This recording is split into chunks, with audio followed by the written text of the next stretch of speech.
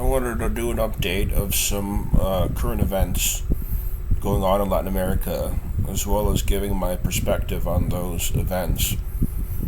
Recently, we'll start with the positive side with Mexico. Mexico now has a new president-elect. Her name is Claudia Sheinbaum.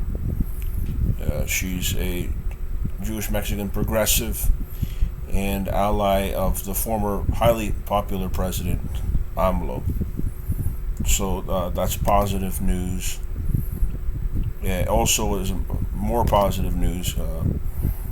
The return of Alex Saab since December of last year to Venezuela has culminated in his ascension as the president of the foreign investments.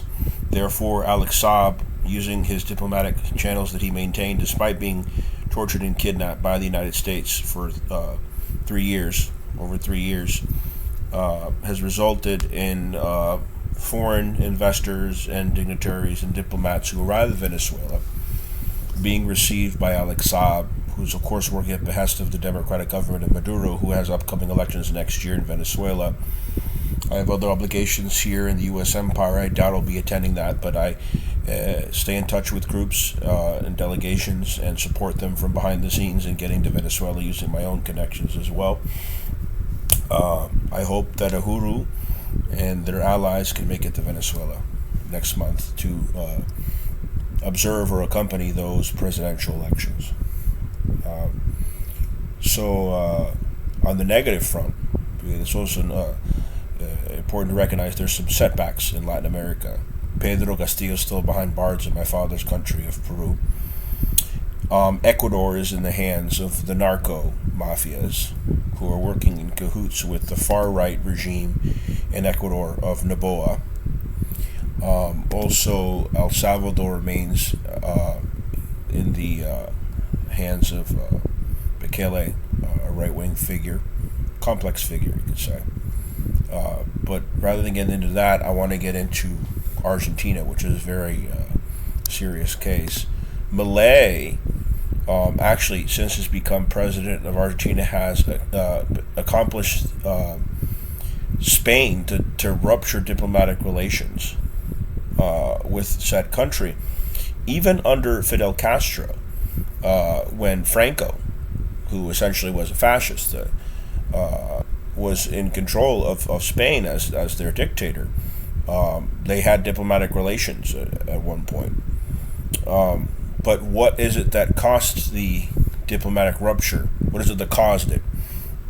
Milei went on a visit to Spain, a state visit, and while he was at a rally with Vox, who are far-right ultra-fascist group, attacked the First Lady of Spain and claimed that she was corrupt without any merit whatsoever.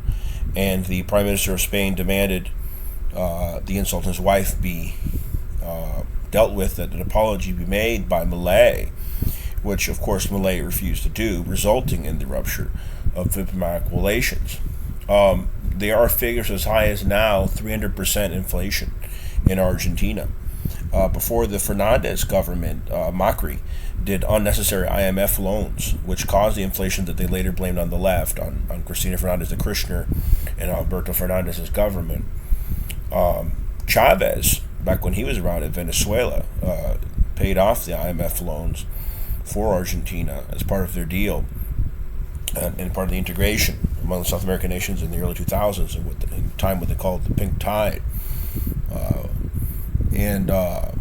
It's the right, like Macri, who messed up the Argentine economy. Milei is even more extreme than Macri was. And Milei is a figure who calls himself right-wing libertarian, but he is just a nut job. Some say even worse than Trump. Like, for example, he gave a speech, and I speak Spanish, I understood it, he wasn't joking, where he said that his clone dog is his political advisor. He was quite serious. He has so much money that he can pay for his dead dog to be cloned, and that cloned dog supposedly speaks to him and gives him political advice. This is what the people actually decide to vote for. I don't know why. Maybe because Alberto Fernandez was a center-left, and was not a strong leader, and then rather than continue to vote for leftists like they did back in Kirchner's time and Cristina Fernandez's husband's time, who passed away in the Chavez era,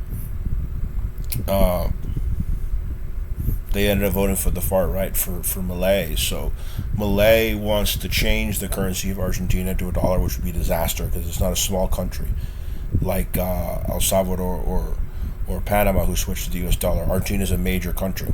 I believe it's the largest Spanish-speaking country in the world, larger than Spain. The second largest would be Peru, and third largest would be Spain itself, I believe. So yeah, they haven't quite changed the dollar yet, but because of his neoliberal far-right economic and political policies, he's made diplomatic tensions with other progressive governments. Obviously, Argentina no longer is a progressive government, and also accomplished for Spain, of all countries, to rupture diplomatic relations with Argentina. And the Spanish government brought back their ambassador. So far, Argentina hasn't done the same, but they haven't done anything to mend the relations since it happened a few weeks ago. Thank you, everybody.